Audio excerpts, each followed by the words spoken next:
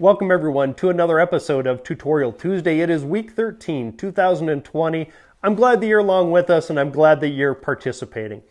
I have one announcement today and then we'll get right into your questions. So with that, announcement number one, if you haven't heard already, Bruce Dorn, Canon's Explorer of Light, has put together a behind-the-scenes tutorial of character development over his comical Bad Apple and Ducky, The Adventures of Bad Apple and Ducky. You'll want to head over to Canon USA's page and take a look at Bruce's behind the scenes. Now, from a photographer's perspective and really more from a creator's perspective, if you want to learn about character development and image making versus image taking, please tune in to Bruce's tutorial over there because it's really worth absorbing if you want to up your photography game to the next level. So with that, let's get right into your questions. Deep question here, Justin. Thank you for asking this question. And it's going to take a minute to answer this, and I certainly can't sum it up in just a minute. So let's go. So one of the first things that I look for, and at risk of over polluting that river of cliches, is authenticity. That's what I look for in people that I get inspiration from. And let me give you an example of that. So over the past 12 years, by way of example for authenticity is people that I would consider mentors have shared with me freely. And I try and do the same thing through these Tutorial Tuesdays and the workshops. So by way of example, that first thing really would be unselfishness. Are people sharing with you unselfishly to better you versus bettering themselves? That's the first thing. And the final thing here is actions speak louder than words. It's that old school mentality that if somebody professes to be X or Y, do they actually do that through their actions, or are they one walking contradiction?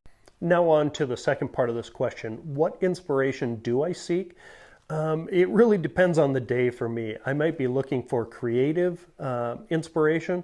I might be looking for motivational inspiration as well. Now, by way of example, a real world example, I wasn't looking for creative inspiration, but it found me through Bruce's work over the past week as he's been sharing his character development and image creation. Now, over that past week of Bruce sharing his tutorials and then sharing the behind the scenes, this goes back to the first part of your question where, you have somebody that really tries to develop people, and that's very inspirational to me. Justin, thanks for the questions. This was very deep and a deep start to this Tutorial Tuesday, but I appreciate it, brother. Thanks for tuning in and participating. This is going to sound a bit rhetorical, but why not the hat business?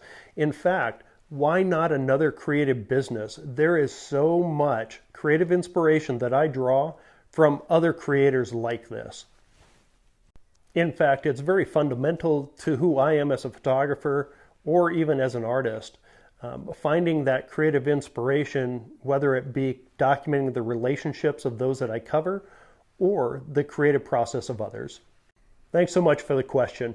100% of the images that I make go through Lightroom, and from those, another 30% go on into Photoshop. And then from there, I use plugins like Alien, Skin, or Nik Effects.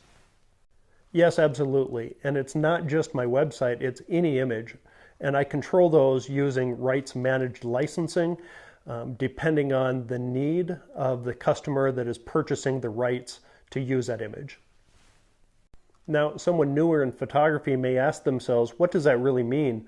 What it means is, just like the music that you download, you don't own that music. You own a right to use that music, and the same is true for our images. You don't own the image, you own...